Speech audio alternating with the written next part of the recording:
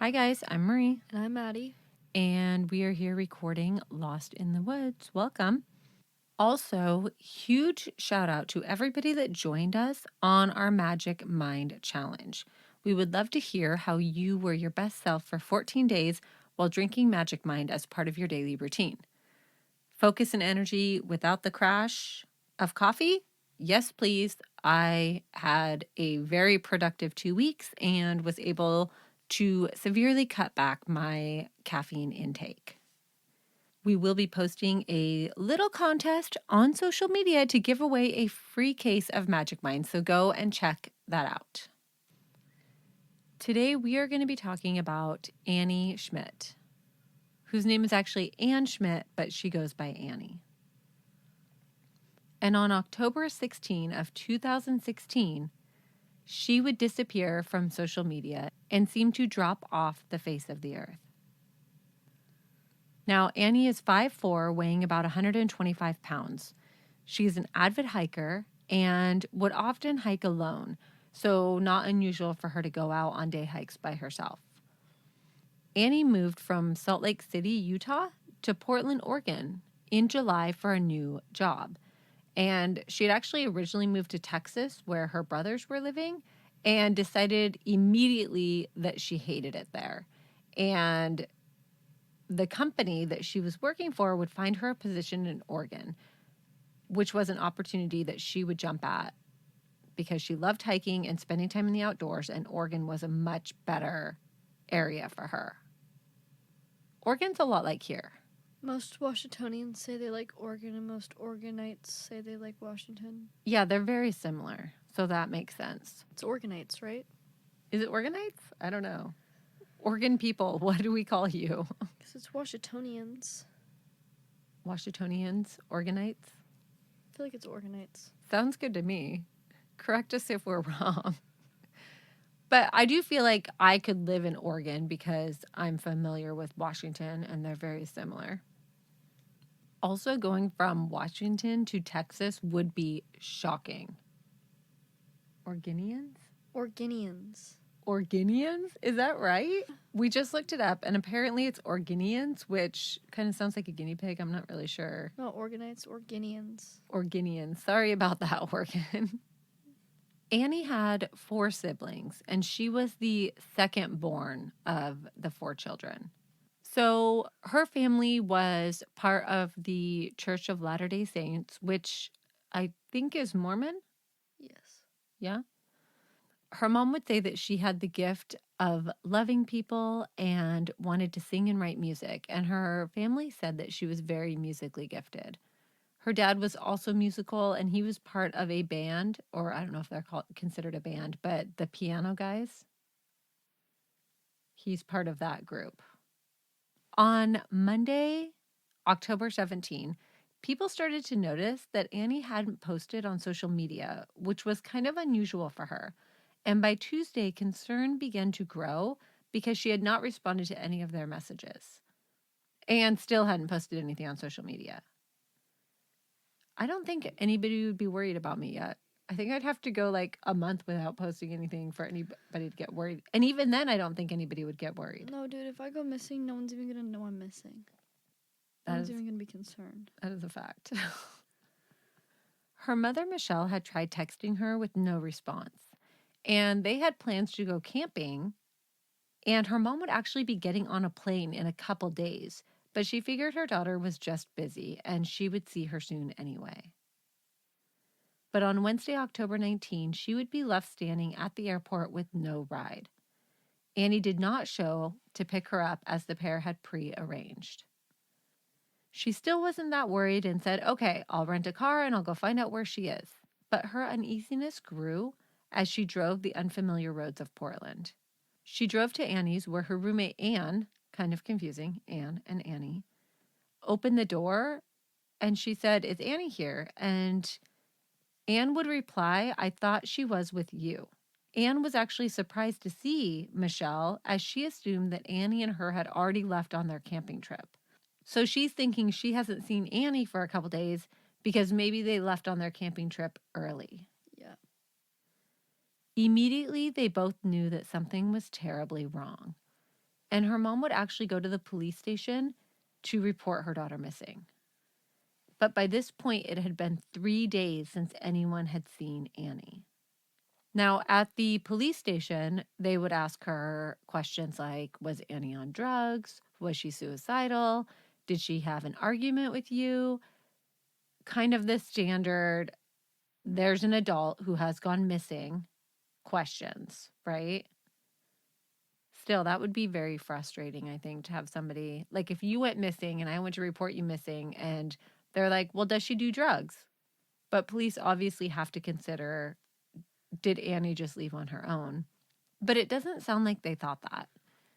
They told her that it could take a couple days to legally ping Annie's phone because she was an adult and they would need to get a search warrant for that. True. So her dad John and her brother Spencer would immediately fly to Oregon, and they would arrive the following day. John would call all the hospitals and any place that he could think that she might end up. And they also reached out on social media, But none of this came to anything. Her roommate Anne recalled the last conversation that she had with Annie, and she'd asked her if she wanted to hang out on Sunday, and Anne told her that she couldn't. and that was the last time she saw her. Yeah. So on Thursday, October 20th, her car would be found off of exit 40 on I-84 eastbound. And this was near Bonneville Dam. Which isn't exactly a trailhead. So the way that it's described to me is that it's like an exit off of a freeway and she's kind of parked in this area off of the freeway, but there are multiple hiking trails nearby. Okay. So now her cell phone ping would finally come through after working with the cell phone company, and it would ping near where her car has already been found. So obviously this would be a huge blow as they had hoped that it would ping where she actually was, not her abandoned car. The car had actually been broken into and ransacked, and her dead phone would be found inside, which I think is really weird. So she's not at her car, but her phone is there. Interesting. Now, based on where her car was found, police are thinking, could she have gone hiking? Although it didn't appear that she had taken her gear from home. She had recently ordered a tent that hadn't yet shipped, so she didn't have a tent.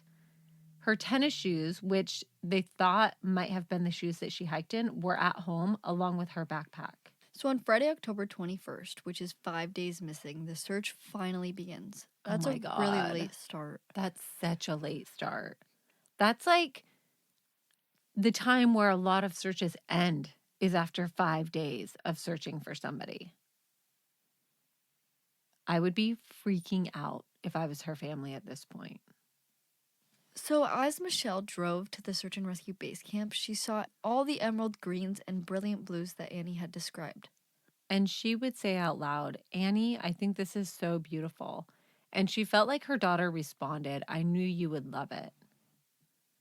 Her mother said that in that moment, all of the questions and the endless cycle of nightmare scenarios melted away. It was so comforting to know that her daughter was not suffering on the mountain, but was in the spirit world. Her mom literally, at this moment, thought Annie's not alive anymore. Before they even start searching, before she even gets to the base camp. And I could see a lot of, I don't know that this would be comforting to me. What? Like thinking, okay, well, she's not suffering on the mountain. Like to think she hasn't survived. I'm not sure that I would feel comforted by that. I mean, this is the most realistic outlook that I've heard from any parent, especially a mother. Usually the mothers are the ones that think that the kid's still alive. Yeah, we really don't hear it very often, do we? Mm. Her mother would say, I don't think she's still alive. I don't think she's survived. Honestly, that brings me comfort knowing she is with her Heavenly Father and she's not hurting and she's not suffering. But we do want to find her body. She would arrive to the search party and there would be not nearly as many searchers as she had expected. And she would learn that there was another hiker that had gone missing in the gorge and the efforts were being divided. So not only are they starting 5 days late or 5 days into her being missing, Yeah, I mean, honestly, after 5 days, I don't think I could survive more than 5 days in the wilderness. Well, and the weather's not great at this time either. No. We're looking at October. October is where it starts to get really rainy and really cold. Yeah, I'm not surviving more than 5 days. No. Well, especially without a tent, without Anything? proper No. gear, right? But then to know that the search isn't even going to be at full force because somebody else has now gone missing, that probably is a priority. Yeah, because they started right away. Right. Probably, maybe, I don't know. I don't know either. So this is considered Tooth Rock, this area, and it's between two other hikes, Eagle Creek to the east and Wasilla Falls to the west. Not to mention there are multiple routes from the Tooth Rock parking lot where she also could have gone hiking. This must be like a really big parking area. I'm still a little, I was looking at pictures of it and it looks like kind of like a giant trailhead parking lot kind of. And maybe on one far end is the Eagle Creek and the other far end is the Wasilla Falls. Is kind of what it looked like to me, but it could be too that it's a separate parking lot altogether. I'm not really sure, but that's what it looked like in the pictures. Okay. This means that the searchers that are left will be spread even thinner in order to cover all of the ground. We saw this in the one case too, the one where the false tip got let in. They knew where he left from because they found his car, but they didn't know which hike he had taken. The guy on, Kean McLaughlin? Grand Teton National Park. Grand Teton National Park, yeah. So that's Wyoming. Oh. But same thing where there was like so many different hikes that he could have gone on that they had to really like spread out to even search all of the trails. And during the search, there would be rain and wind on the constant, like nonstop during their search, which we know makes searching a lot harder. It makes it harder for searchers to stay warm and safe. It makes it harder to search areas that are difficult to go into where they might be slick or have issues because of the rain. Yeah. On day 2 of the search, which is Saturday, October 22, 6 days missing, searcher levels actually swelled to over 200 people. And a lot of this is the families did put out a plea on social media for help. So immediately, search and rescue allows regular volunteers to come in and help with this search, which is also in our area really unusual. Like a lot of times when we have somebody that goes missing, they close it down and they don't let volunteers come up unless they are part of the search and rescue team. Yeah, sounds like they might have just been spread a little bit too thin. Right. It kind of sounds like they were welcoming any help that they could get at this point. Drones and dogs were also brought in. And the cliffs and waterfalls would be searched by the Clasp County Sheriff's Office and Portland Mountain Rescue using climbing equipment because there are a lot of like drops and rocky areas where people could fall or get trapped in this area. Yikes. I know when you have to bring in like mountain rescue, like the terrain is rough. 150 miles of the Columbia Gorge Trail system would be covered before the search was called off. Her dad, John, and her brother, Spencer, would search for hours, clinging to the hope that Annie would be found alive. He would yell and yell, and Michelle said that he would do this in like a musical triad because he knew that was something that she would identify with. Lydia McGranaham joins the search on October 23rd. So, Lydia is 40 and she lives in Kaiser, Oregon, which is a small town just north of Salem, which I feel like not a lot of people know where Salem is either. I had at least heard of Salem. I hadn't heard of Kaiser. Do you know where Salem is No, located? I don't. That doesn't really... Okay, so maybe it wasn't the best example. I don't know. I just figured more people knew where Salem was than Kaiser. No? Okay. It's not my fault. I have only been to Oregon a couple times. So, right, Kaiser's small town north of Salem, which is literally in between, that means it's in between Portland. It's south of Portland. It's just south of Portland. Okay, If it's north of Salem, it's just south of Portland. I apologize. Salem is just south of Oregon. Salem's still bigger on the map than Kaiser is, so. That's because Kaiser looks like it's I'm fucking part of standing by Salem. my choices. I'm standing by my choices. Okay. It is just north of Salem, but you didn't even know where Salem was. I did not know where Salem was. Thanks for pointing it out to everybody. I don't know. I want to live in Tillamook, Oregon. Tillamook. That's all I know. I would live in Tillamook. It probably smells like cows there, though. They make a lot of cheese. Do you think that, do they actually make cheese there? I don't know. I'm assuming it's called Tillamook.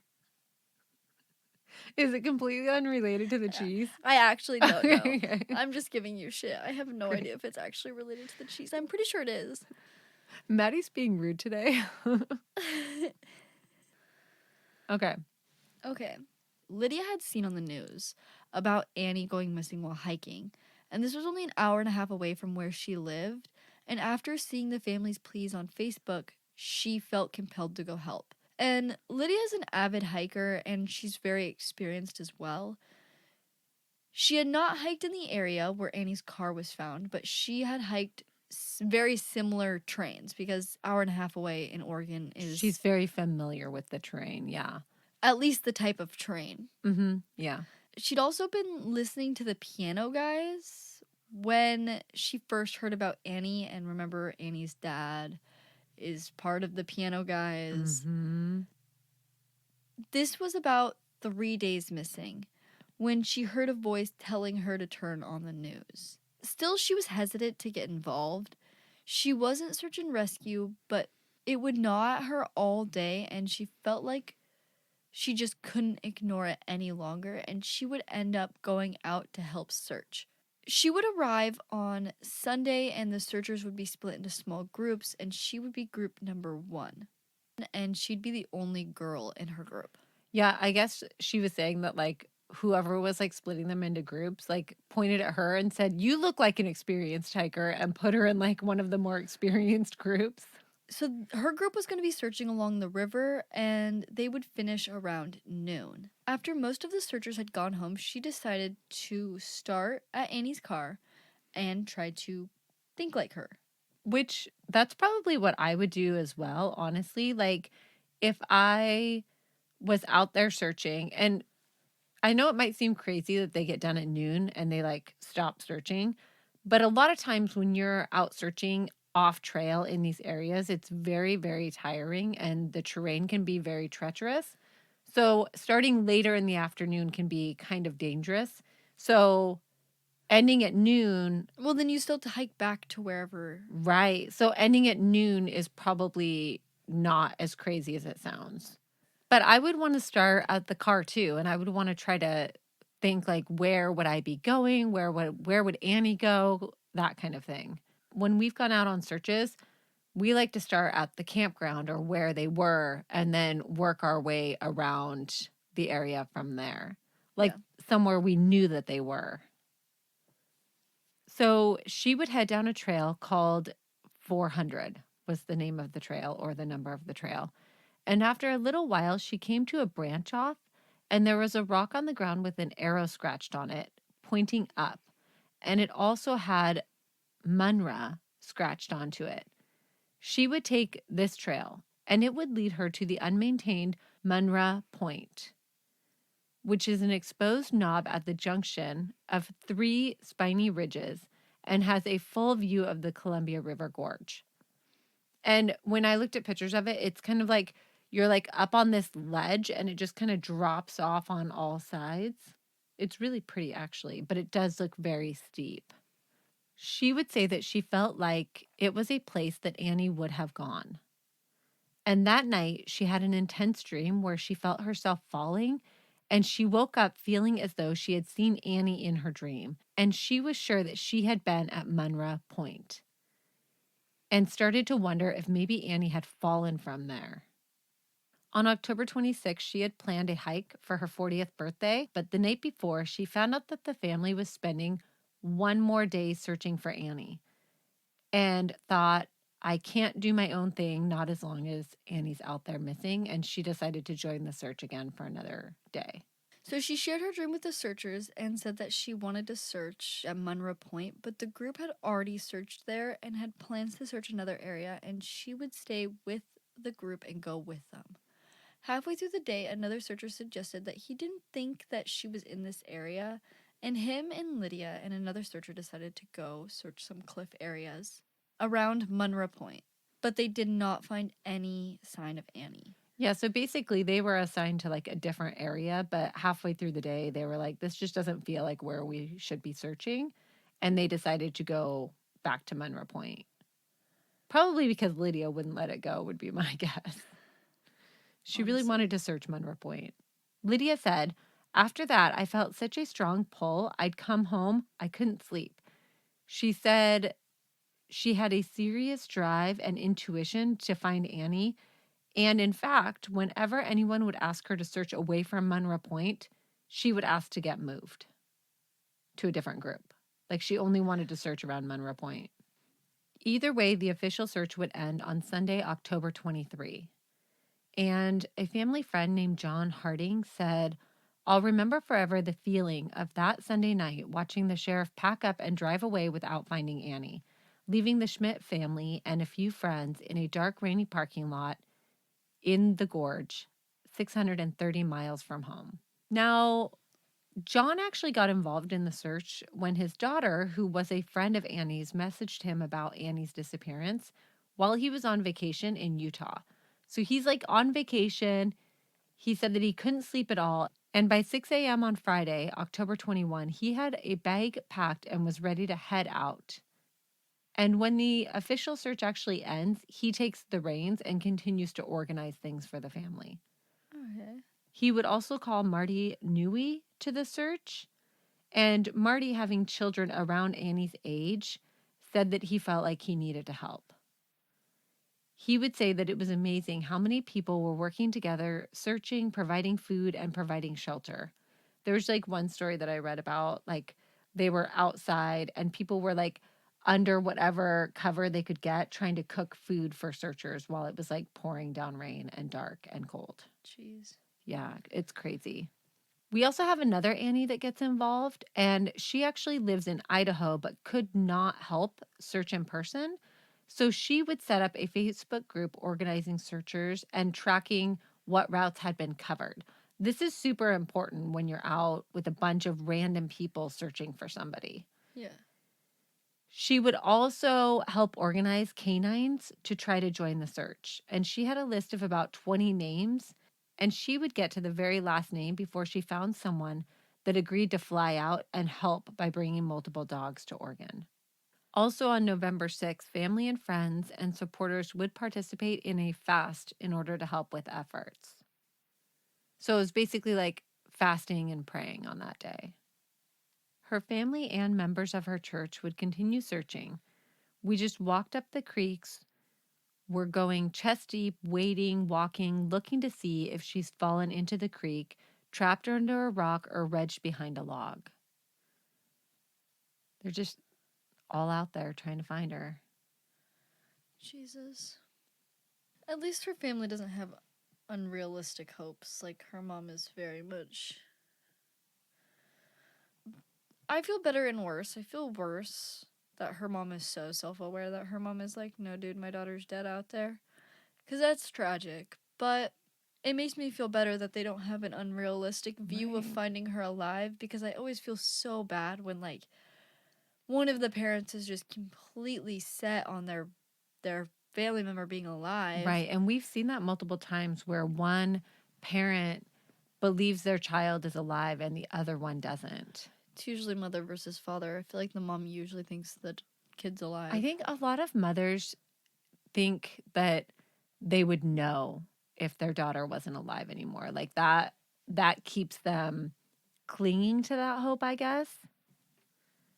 Traumatic. I don't know what kind I would be, honestly.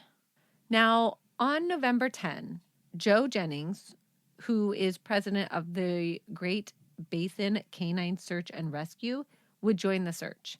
And Joe would come along with his 9-year-old golden retriever named Gunny.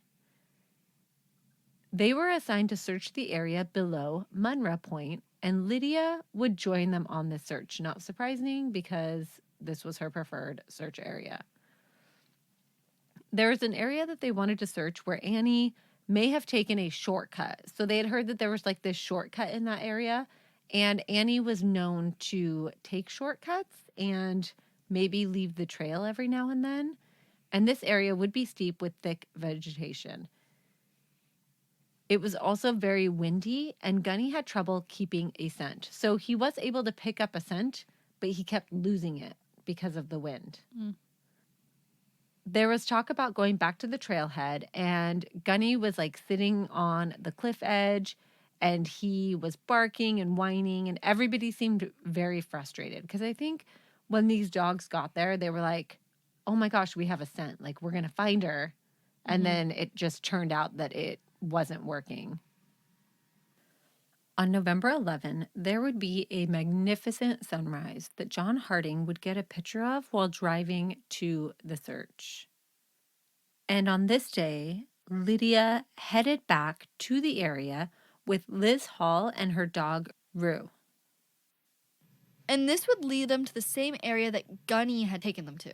And as they passed this area, the dogs seemed to keep getting a scent.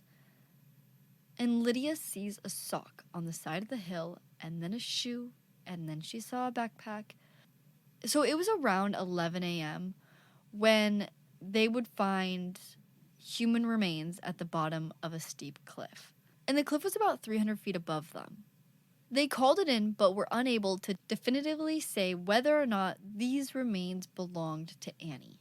The remains were very decomposed, and there had been multiple hikers that had gone missing in this area that were never found. Right. But the family would post, "We are very hopeful for closure tonight. Today, the dog teams found human remains at the bottom of a cliff in the area below Munra Point. The area is so far off trail and dense with vegetation that it required teams to pretty much crawl uphill to get there. Conclusive identification of the remains is impossible. The medical examiner will have conclusive identity verification by Monday or Tuesday. There is comfort in knowing from the circumstances that there would have been no suffering." I don't know how you can say that. I don't know how you can 100% say that there was... I mean, obviously that's what the parents want to hear. So obviously if I was That's a medical the hope, examiner, right? I feel like most people would tell the family exactly what they wanted to hear. Well, like, and we are 300 feet from a cliff edge, so I think the hope is that she fell from this cliff edge and died immediately without suffering.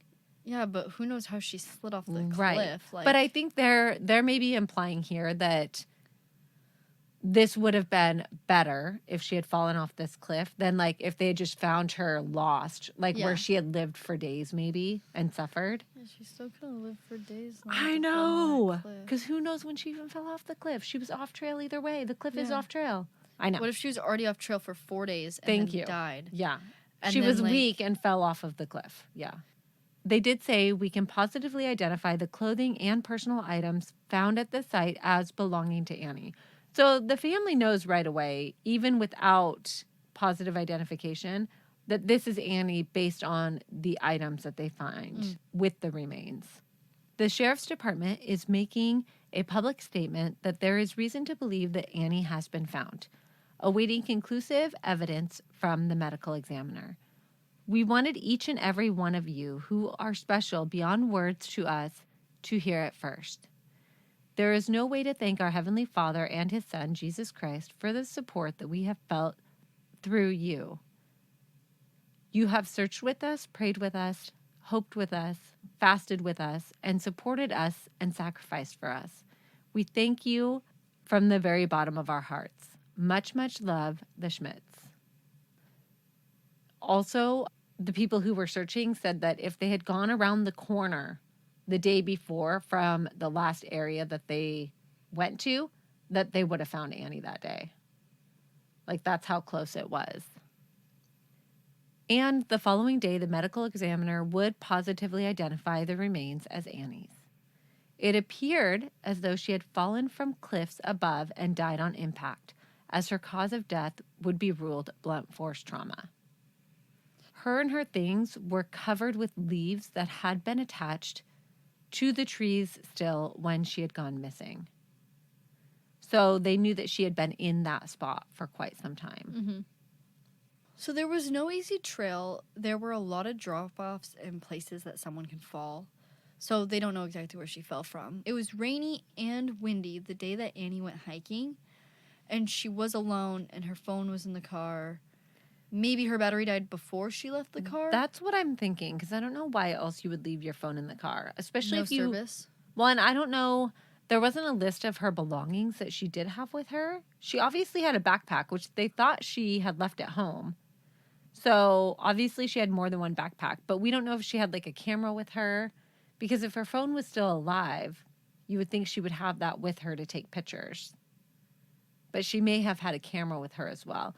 Either way, this hike has a lot of places where it's kind of dangerous, and especially when the weather's bad and you don't have any kind of GPS or map or anything like that. So it's not crazy to think that she got off trail a little bit or ended up falling off of a cliff. Yeah. Either way, they don't seem to think that there is any foul play associated with this death, which I wouldn't think so either. Unless, of course, the phone ended up back at the car when they took it from her and they ransacked the car after killing her. I mean, Always a possibility. but not very likely. So, yeah, I don't think there's any alternative theories as far as there's no indication of foul play at all in this case. It really does just seem like a case where something went wrong. Yeah, which is why no matter how much of an experienced hiker you are, it really doesn't matter. And also the importance of telling somebody where you're going. Not that, so if Annie did die on the day that she went hiking, it wouldn't have mattered, right? But what if she didn't? Like, somebody could have been out there looking for her immediately. And they would have known that she was going to Munra Point the entire time, right? Yeah. So they would have known to go looking for her there. Her roommate would have known that she wasn't with her mom, like all of that stuff. Like, just tell someone where you're going. Please tell somebody where you're going. One of the searchers would actually pay for Lydia's way to come to Annie's funeral, which is such a cool thing to do. When everybody was placing flowers on her casket, Lydia actually broke off a branch from a tree above her gravesite and placed that on Annie's casket instead. I'm sure that the family wanted her there too. I mean, she did help find her. Yeah, she was super. She knew where she was the whole time.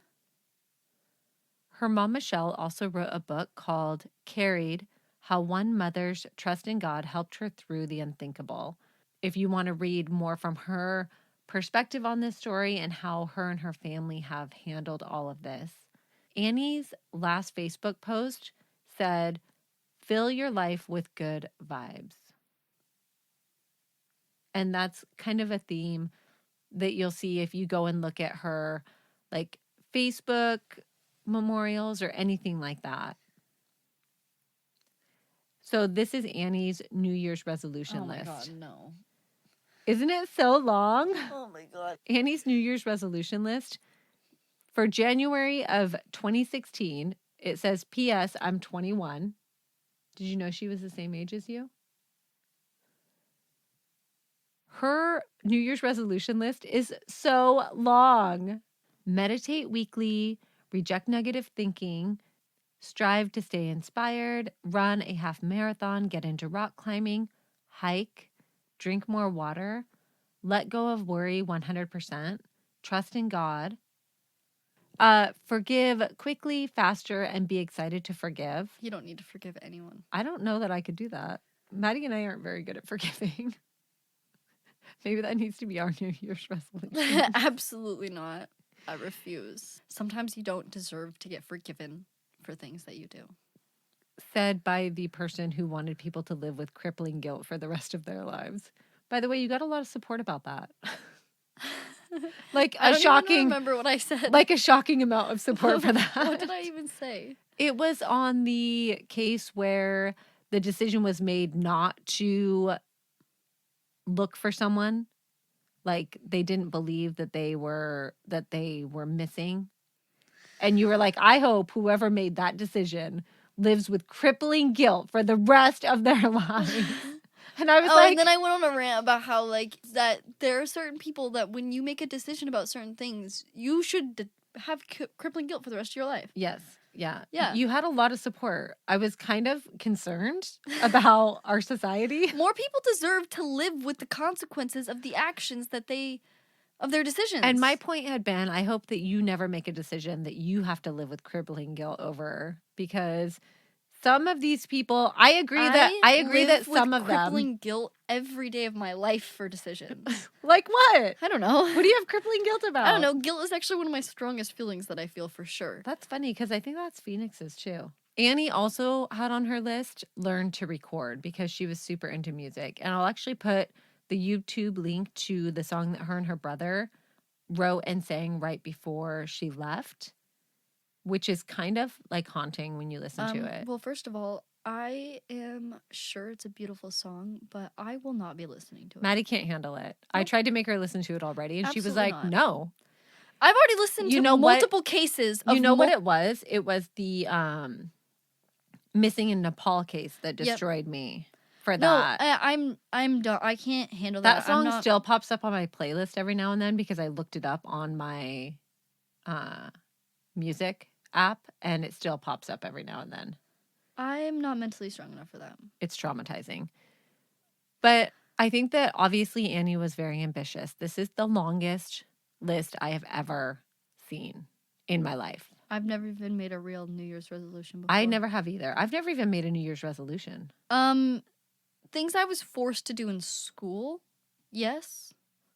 Because they, like, force you to do projects where you have to write down your New Year's resolution. But none of that was real. So that's the only New Year's resolution shit I've done, but none of it was real. So that was the story of Annie Schmidt, which is just tragic. I can't even handle it. But thank you so much for tuning in. We will have the links on there for the YouTube. You can go and check it out. Also on the Facebook, they have a bunch of like the piano guys music and stuff like that. Like they've wrote some music or played some music that was done for Annie. So you can go and listen to that as well. Also, you can check out her mom's book. It's on Amazon and just about anywhere else that you can buy a book. And yeah, let us know what you guys think. We're going to go make some afternoon coffee maybe. We have our new instant coffee. It's CS Instant Coffee. I will post a link to them as well. They have compostable, zero waste, and plastic-free little coffee, instant coffee packages that Maddie and I are going to use for our hiking and backpacking and in the afternoon when we just don't feel like making a pot of coffee. And look how cute their Instagram is, too. It's so cute. it is really cute. Yeah, the little individual packets are really, really convenient for hiking and backpacking, too. Yeah, because coffee's already a difficult thing to make on the trail, so it's very nice to have it convenient and instant. Yeah. Instead of freezing our asses off trying to do our drip coffee through the filter. The little filter. It stays on top of our cup and all that stuff. Yeah, for sure. The instant is really, really nice. Yeah, so go and check them out. All right. Thank you so much for tuning in, you guys, and we will talk to you soon. Bye.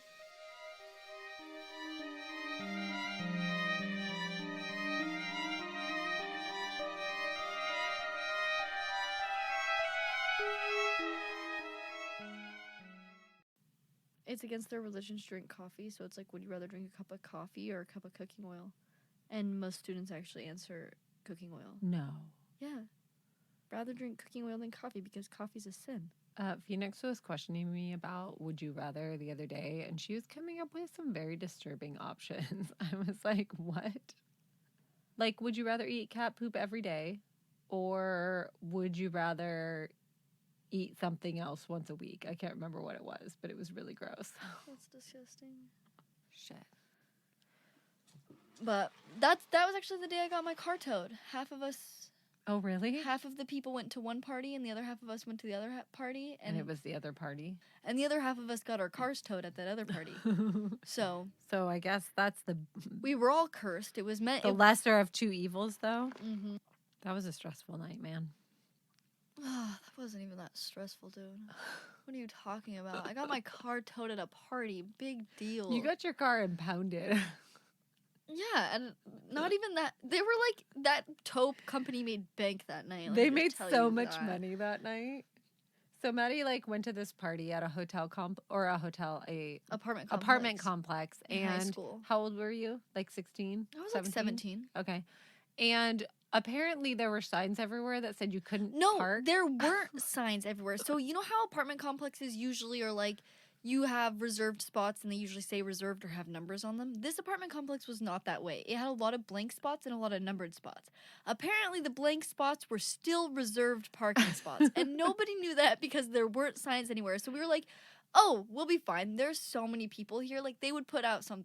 No, they all got their cars towed. So Madison comes out of this party and she can't find her car. Then everybody else is coming out of this party. Nobody can find their car. We're all like, what the fuck? And then we start calling the tow we call the tow company and they're like, yeah, all of your cars are here. And we're all like, because we were like, what are we, like, what the fuck? Are we just lost in this apartment complex? Like, what's going on? Did we park somewhere else? Yeah. Or did somebody steal our cars? And then we watched a tow truck pull this car away as the guy chased after the tow truck driver, and we were all like, no way.